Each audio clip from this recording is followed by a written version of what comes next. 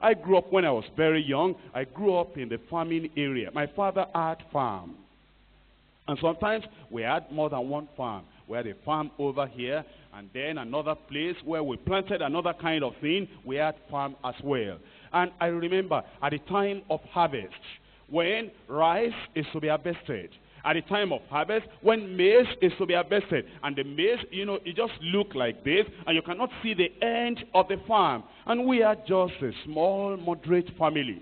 My father and then, the other members of the family, we couldn't do all the harvest together. And I remember when my father came back from farm, and he knew that the harvest is about ripe, and in a few weeks that he's going to be harvesting. And he will look at all the field, and whenever we had yam farm, it was mighty. Just on and on and on. That sometimes we'll be walking and walking, and you are very careful. We were careful as little children because, if you just walk, you may not know the way back to the center where we were, we cooked in the afternoon and ate in the afternoon. You know what I mean? And because of the largeness of the farm. But when my father came back from farm, you know what he will do? Instead of just sitting down at home, my father will go to his neighbors, and he will say, how busy are you during this harvest time?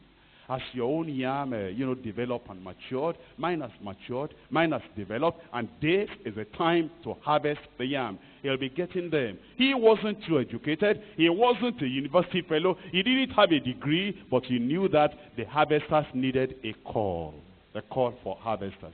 And then he will get them on paper. He'll give them the date. He'll give them the time. And he will register them. He couldn't write very much, but he knew that you promised me at this time, you'll be in the farm. When he got in there, then he will get out and go to another person. And he will say, I need harvesters on my farm, and I need this and this, and then he will get them, and then he will go to other places. He will call them, and when we were going to start the harvesting of the field that has rice or maize or yam or whatever, you'll see a lot of people. Some people that I never knew were friends to my daddy before.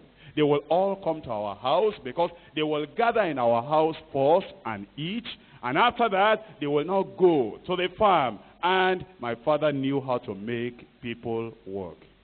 He himself will be working. He'll be leading them. And I used to see him, that man, even though he didn't have this year, they call it now administration. They even take a degree in it now. My father did not know theory. He knew practical.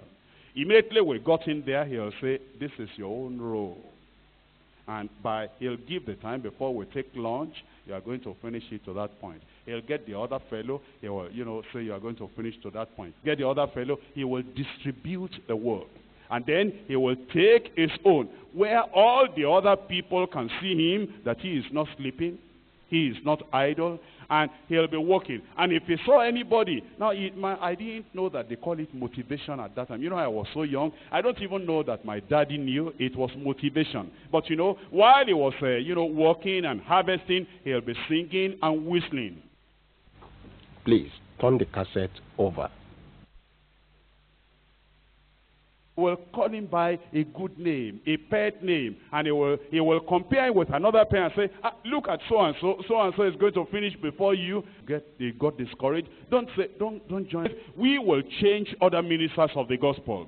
Those who have been lazy will make them hard-working. Those who have been indulgent will make them to be enduring. And those who are giving up, by the grace of God, as you go out, no minister, if anybody was dragging behind, he will call him by a good name, a pet name. And he will compare him with another parent and say, look at so-and-so is going to finish before you. And I didn't understand as a little child. Now I know we call that motivation. Now I know that all that he did, he was doing some delegation. And he was doing some distribution of the work. And he was telling the people, you do this and you do this. And he did supervision. He will leave his own and then go around and say, so-and-so. He will call him and say, you did it. He will not say, your work is not well done. I didn't know that you called that communication that time, but now I understand it's good communication. He will not say, so-and-so, I didn't know this is how you will work. If I knew, I will not bring you on my farm. He will say, so-and-so, you overlooked something here. Come and see, let me show you something. And that fellow will run and say, and then he will laugh. He had a way of laughing, even though he's dead now, but I still remember very clearly. And he will, that person, and then he will slap him on the back and say, you do your work, do that thing. And then the fellow will go back to that place and clear it up again. And at the end of the day, you know, after we come together again, we fellowship together, and then he will remind them, tomorrow at this time, we're in the house again until we finished the harvest. If my daddy could do that because he knew the urgency of the harvest, why can't we do that? You know, when my father called all these people at the harvesting time, and my father knew many jokes. My father knew many stories. My father knew a lot about people in our community. My father knew a lot of our, you know, native songs. My father knew a lot of proverbs. You know, when I was very young, I liked to sit very near him. That's when there was no harvest. When things were relaxed, my father knew how to get all these people around and just tell them some jokes and tell them some light stories and give them some proverbs. And when people were fighting in town, you know, in our community, and they couldn't settle the quarrel, there was one place they came to, that was my father. Because he had the appropriate proverb that will settle you and make you feel, why were we fighting? But at the time of the harvest, my father never joked. Never. He never told any story. He never did anything. And if anybody wanted to bring up any matter that will divert his attention from the harvest, he knew what to say to bring them back to that harvest. You know what harvesting demands? That will gather people together. You know, I told you that my father always went to those people. He selected them. And then, at the time of the harvest, we all concentrated on the harvest. You know, even at that time, if I was on holidays, everybody went to the farm. And my mother will have to go to the farm. All the servants, all the people that were serving in our home, that were living with us, who were not children of my father, everybody had to be on the farm. And all the people that my father had spoken to, everybody had to go to the farm. But look at something. My father will first bring them to the house in the morning as the meeting point, and he will give them good food, and they'll be well fed. And while, you know, they are eating, he'll make sure that everybody eats. Well, I didn't, all that time, I don't know how my father got all those things. Sometimes while they're eating, he will, you know, say some things to make everybody happy. And he'll say, so-and-so, he'll call those who are serving, give him more. He has finished his food. That one is not enough. Oh, I'm all right. Oh, no, you are not all right. Because you are going to work hard today. He's preparing their mind for the work there is to be done. But you know something? That is fellowship. And ministers of the gospel will need fellowship together. The only problem I have with some people that talk about fellowship is that they only eat and laugh and joke, and they never go for evangelism.